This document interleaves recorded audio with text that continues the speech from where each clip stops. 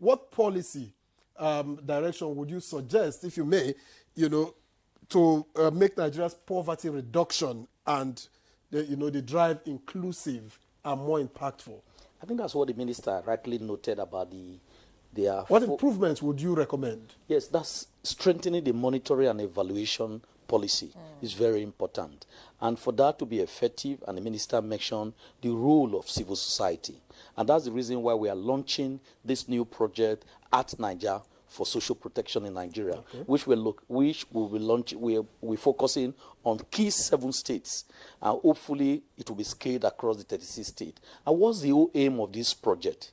Is to be able to raise awareness about social protection, cash transfer program, and see how the gaps bring it to the awareness of the government.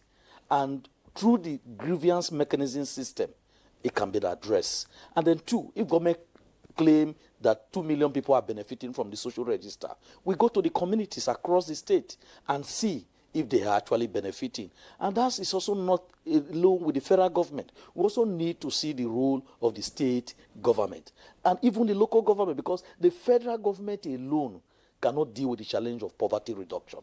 But ultimately, the political will which the president has provided, it is what we are looking into to see how we can work with the Ministry of Humanitarian and Poverty Reduction by enabling civil society with their independent report, feeding into the system. And through that monitoring and evaluation policy of the ministry, they will be able to identify where there are gaps and see how they can address those gaps.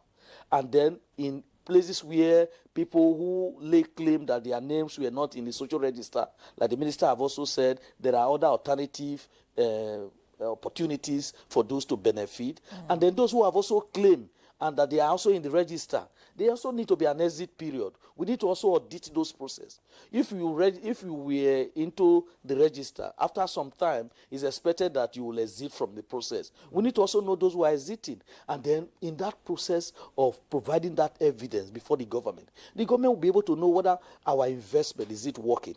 If it is not working, what are the challenges? And of course, and with this back information coming from civil society, a partnership, because what you require to achieve this development we are talking about, by not leaving anybody behind, like the minister rightly noted, the need for inclusion, it is partnership.